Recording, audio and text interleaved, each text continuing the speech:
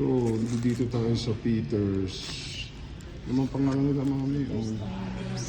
Peters Drive-In. The drive-in, you can't drive by. Nakananto ako.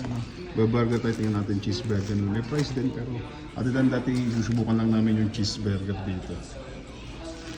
Ay, cheeseburger ng Peters. Asan na yung ano? May libre pa ng ano? Pabango si Peters. So, sige, tingnan natin.